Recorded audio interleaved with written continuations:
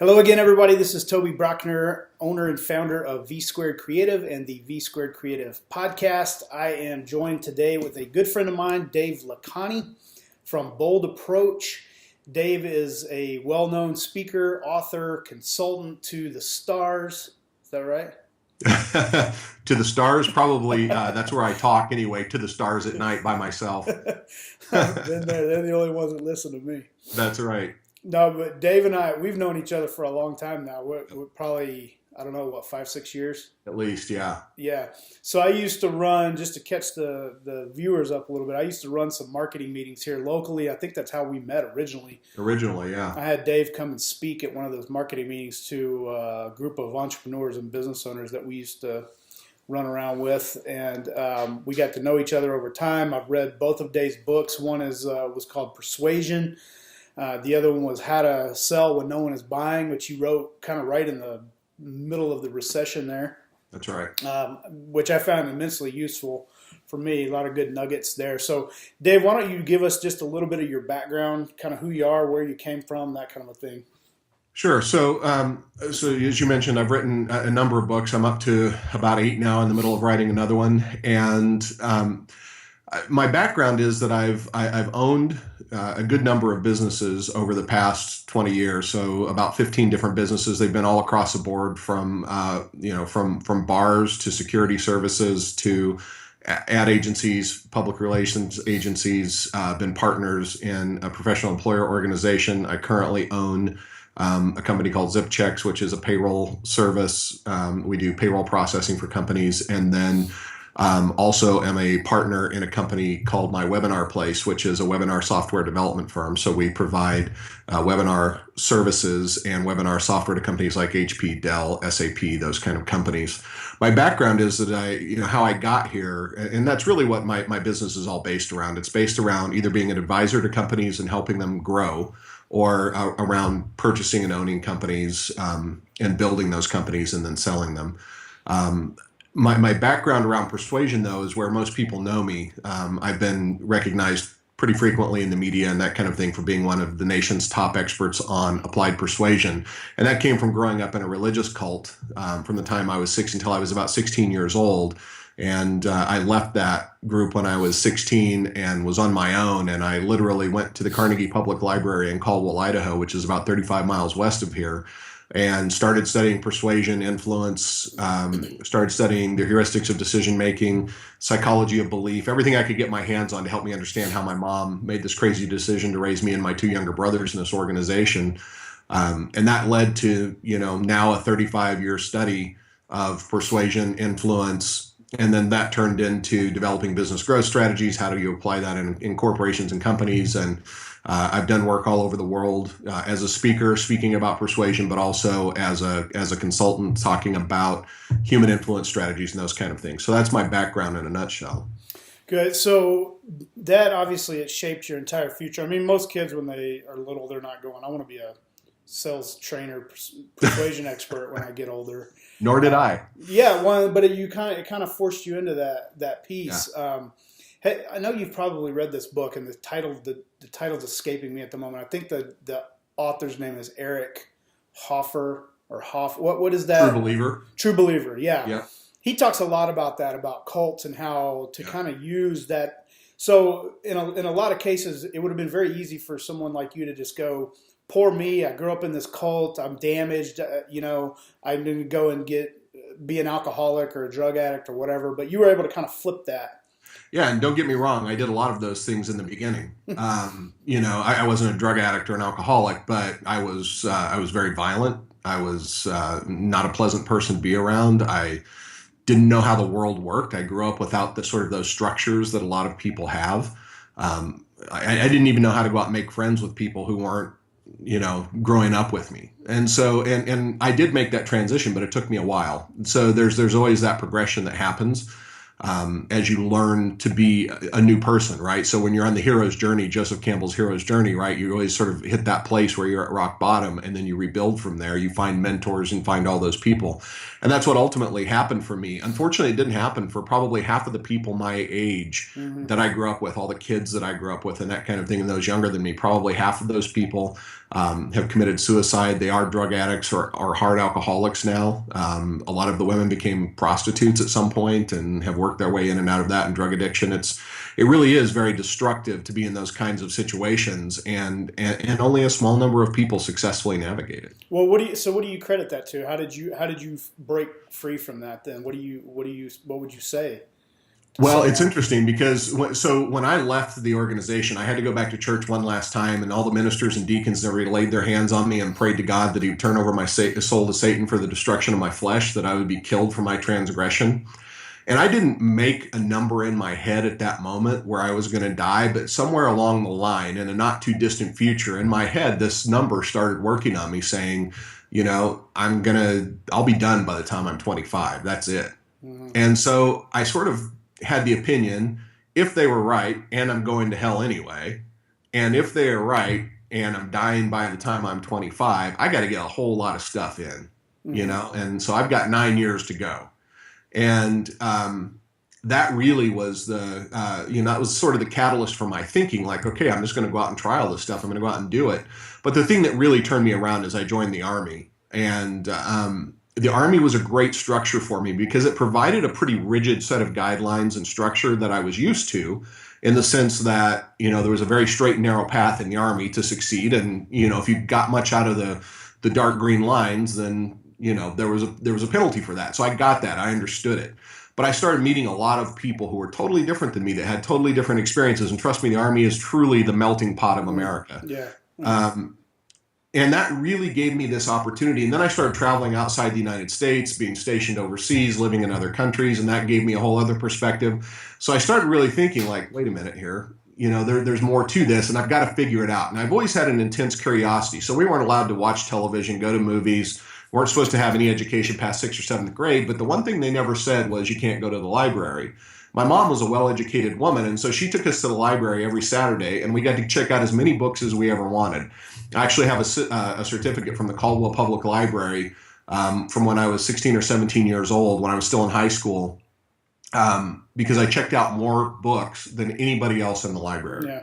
And some librarian did the math and figured that out. But that was sort of my that curiosity is what always drove me. So when I saw somebody doing something interesting, or somebody doing something that I was curious about, I would ask them. I didn't know, not to ask people things, because my orientation around this, remember, was coming from a cult where, my natural approach to people from the time I was about 7 or 8 years old until, shortly before I left, was to walk up to, women on the street and tell them, you look like a really beautiful, lovely person. You seem like somebody who's got their stuff together, and somebody who really is, somebody who I'd love to have as my mom or sister. The only problem I can see is that you're going to hell, Jezebel, with your whorish makeup and your cut hair and your pants, and that was my approach.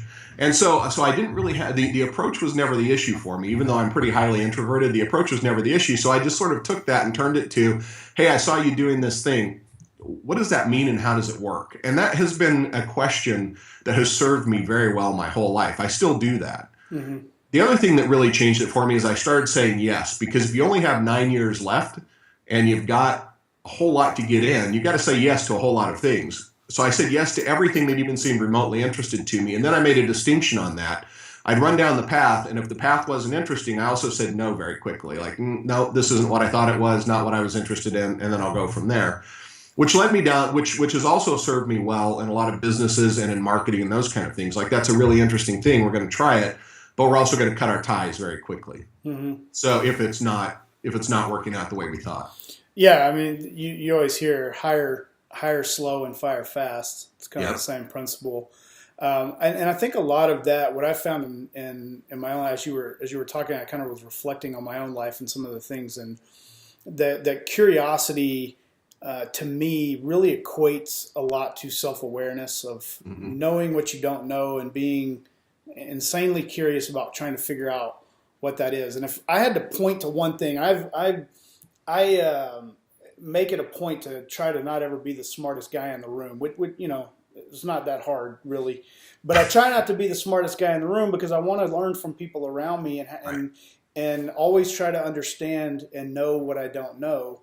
and try to figure that out. And I think if I had to point to one thing that I've seen across the board with successful people, is they're always willing to do that. They're always willing to learn more and gain that kind of slight edge. And truly, that's what makes you the smartest person in the room. If you can subvert your ego that way, and if you can just, and it doesn't matter, right? You may absolutely know more than somebody about something that they're talking about, but they may have a distinction or a tiny little thing you haven't considered yet, or a way they're doing something you haven't considered yet that can fine tune what you're doing and make massive improvements. So, unless people are just, really idiots, and there are a few of those, I try to take that very same approach all the time. Even with an idiot, you can learn what not to do.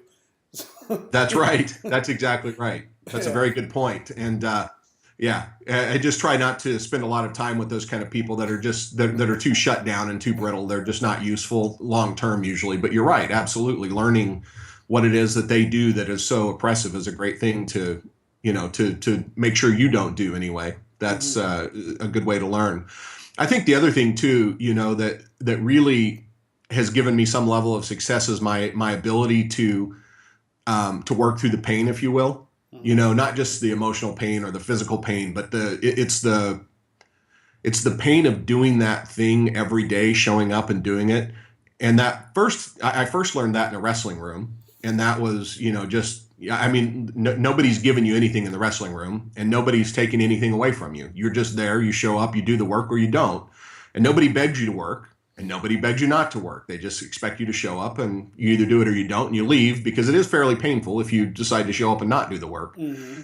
And that was the first place I got it. And the Army was the same way. The Army was really, it's a group solitary endeavor, right? You can either succeed or not on your own. And so, and that's really served me well in my life, because I'm able to dig in and I'm able to stick with things even when they're hard, when other people give up. And that's been good and bad, because sometimes I probably do stick with things too long because I can. And the real race is how long can I stick with it, not should I. And then when I realize I'm playing that game, I try to jump out fairly quickly, or at least change the rules. Yeah, the consistency piece is a big sticking point for a lot of people. There's a very fine line between being persistent and being stubborn, and, right, and trying to draw that line of where that is. Is there something that you do to kind of figure out? And I'm sure it varies from situation to situation, but is there something you do to kind of formula maybe in your own head where you go, I've stuck with this long enough, it's time to stop? There's a couple of little cues for me. One is, the person I'm in a relationship with, Sarah, we've been in a relationship for a long time. If she points out, like, you're having this conversation over and over and over again, by the time she brings it up, then it's time for me to really evaluate it closely and say, okay, am I sticking with something I shouldn't? But I think the other thing that really is a cue for me, if I pay attention to myself internally, if I find a lot of stress every time I think about this thing, or I find aggravation or anger or any of those kind of things, that's the time for me to really take a look at it and say, all right, what's going on here? Yeah, I like Dan Kennedy's take on it. He said, if I wake up thinking about you 3 mornings in a row and we're not sleeping together, you got to go. That's probably a really good point. Yeah, some version of that is true. That's a quick and dirty way to get rid of people that are taken away from you and not adding to your life. So let me shift gears a little bit, and let's talk about marketing and kind of personal branding and that kind of a thing, because I know you've spent a lot of time sort of crafting and putting together this persona of yourself, and how you want to present yourself to the world, and layering that with knowledge and experience and wisdom. And so can you talk a little bit about how to do that for someone who is maybe a business owner, for example? See, my opinion is that all business owners really should be rock stars in their industry. They don't need to be mobbed for an autograph at the airport when they get off the plane, but they should be mobbed for an autograph when they speak at the National Association of Insurance Brokers or whatever it is. So can you talk a little bit about how to do that for someone who's kind of thinking of going down that path? You have to understand what your story is, right? So if you understand that everybody has a story that's unique and it's interesting and it's compelling, probably not to you, right? So I didn't tell my cult story for years because it was embarrassing. It was all kinds of things, right? I didn't think anybody would find it remotely interesting. Like, who wants to know that you grew up in some crazy town? And one day I was talking to someone who had a similar experience and was really struggling with it. And I felt like, I need to share my story in order to connect with this person so I can try and help them get to a better place. And this was at a public event after I'd been speaking. And as I started telling my story, I started noticing people like stop and they would listen and then they would pull in. And I thought, well, that's weird. And then I thought, okay, well, they're probably just going to laugh at me or something when they're done, because it's sort of bizarre being an adult thinking that you would do this, but it really wasn't. People were absolutely genuinely compelled by it, and they were really interested. And so what I found out over time, I was a big fan of, I still am a big fan of Joseph Campbell. Mm-hmm. And Joseph Campbell was America's foremost mythologist, if you don't know who he is, and one of the best storytellers. Most of the best movies and stories made since the early 1970s are all based on the hero's journey, which is Joseph Campbell's work around how mythology grows and spreads. Mm-hmm. And I started looking at that as a construct for how to build brands and how to build better stories for people. And so I started just talking to people and asking them to tell me their story. And so people always start out the same way and say, well, I grew up in this town, I went to this college, I had these jobs, and now I'm doing this. Mm-hmm. And that actually is an arc and everything, but it's not very compelling, right? That's the kind of thing that, at a dinner table you can ignore and go to the next person really quickly. Mm-hmm. So what we really do is dig into that. What does that mean? Because if I dig into your background, I find out these little things that were seminal kind of key learnings or pieces that have led you to this place, right? They shaped your worldview. They've shaped who you are as a person, all of those kinds of things. And they also shape your take on business and what's made you successful. And then as we do the same thing through business, why you got into the business, how you got into the business, and that kind of thing, what really emerges is this bigger picture of who you are. And that's what people want to see, is that picture. They want to see that whole idea of, this is what this person looks like. This is how they do, and that they're like me, because it also gives people, it's the magnet, right? It's the thing that people go, that person's like me and I want more of that. Mm-hmm. Or that person is so dissimilar to me that I don't want any of that. And that's a really important key right there when you're developing that personal brand. You want people to fall off on one side of the fence or the other, right? You want them on your side of the fence or you want them on the other side of the fence. But the only thing that happens when they sit on the fence is they get splinters in their crotch, and that's not fun for anybody. Mm-hmm. So get them off the fence, and you do that by telling that powerful story. So if you sit down and really think about it, and next time, instead of just saying, like when people say hello to me, for example, I rarely say hello back if it's in a new situation. Number one, because I'm 50 years old and I never learned those kind of social skills when I was young. So I still don't know what to do with that when people are trying to make small talk with me. Mm-hmm. Like I don't really know where to go. Like I have like 3 or 4 questions, and then what do you say after that? I know, I'm the same one. And so what I stopped doing was trying to address that, and I started just asking people questions. So when I say hello, I might go, Toby, where'd you get your haircut? I love that haircut. Where'd you get it? And they're like, whoa, that takes them into someplace else. And then that starts a whole different kind of conversation. Or I'll say, what I often say to them is, tell me about you. Tell me your story. Where'd you come from? How'd you get here? Because that gets them to start taking that out. And then I get to ask, I get to ask them questions. But for most people, if they just led with that, if you said, hey, Dave, tell me about who you are, and I lead with something compelling and interesting, that causes people to start asking me questions, which makes it very easy to have the conversation, but also get to the place that I want. So I'm very conscientious about what the questions are that I encourage people to ask me, or the questions that I ask them, that both lead to the same path, which is, getting them down a path of, are they a potential client? Are they somebody who I could work with, or are they somebody that I could help in some way? And this isn't a manufactured interest. Mm-hmm. No, it's a genuine interest in the other person, whether it leads down path A or path B. The point is to get to whichever path the conversation is going to take. Absolutely. And and there are a lot of people who will never do business with me, but because I've asked these questions, have become really good friends. They're people who you would have never known otherwise. You would have just sort of passed them off and not known about this rich person that they are. And it's only manufactured in the sense for me that I had to come up with some openers because I didn't have a better skill set another way. I'm always in admiration of those people who have that sort of gift of gab, that they can just, they don't have any, they don't not know anybody. They just haven't talked to them yet, and I don't have that. So for me, it's a little more I have to have this set of tools that I start with. And I think most people actually really need that and should have that, because if they do, they have the opportunity to start better conversations that lead in better directions, especially if there's compressed time. Yeah. Well, and that extroverted person, that gift of gab, that it's a double-edged sword sometimes. Right. I found that a lot of those people, not all of them, but a lot of them, they have very superficial relationships with a lot of different people, but no real connections. And I'm like you, I'm a lot more about quality than I am quantity. Right. I need to connect on a deeper level. But to me, that's just it's just a common sense way of doing business. If that's what you're doing it for, is Right. to become friends with people that you're going to be doing business with. And we're so, I don't know, it's weird here. In a lot of countries, it's required to be friends before you ever do business. And here it's almost like we don't want to do business with our friends or whatever, because if something goes wrong and it's awkward and Yeah. yada yada. But so just to kind of wrap up a little bit here, if you could go back to, say, 20-year-old Dave and give him some advice, what would that be? Knowing what you know now, 30 years later, what would that be? That's a great question. Advice to 20-year-old Dave is, can you swear on this podcast? Go ahead. Calm the fuck down, dude. Yeah. Seriously, calm it down. Take it easy.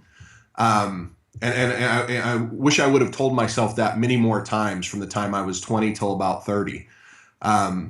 In some ways that drove me, but it drove me in bad directions early on. And I think I would also say, dig in deeper, learn more now, because as I approach, well, I'm 50, and as I approach later years, I realize that my brain works differently now than it did. It's better in some ways and worse in others. Mm-hmm. And I wish I would have learned more then. I would have doubled down then. Yeah. So double down on the learning, double down on the experiences while you can, and take away from that and calm down. Yeah, good advice. Good advice. All right, well, Dave, I appreciate you being here with me today. Good stuff, man. I think people are going to find a lot of value in this. And if people want to get in touch with you, what's the best way for them to do that? You can find me on my website, boldapproach.com, or on Facebook. It's just facebook.com/Dave Lakhani, and Lakhani is Lakhani. Okay, and I'll drop a couple of links in the description there for you if people want to get in touch with you.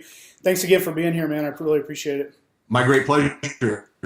And I am Toby Brockner from V Squared Creative. This is the V Squared Creative Podcast. Thanks for joining us today. We'll see you guys next time.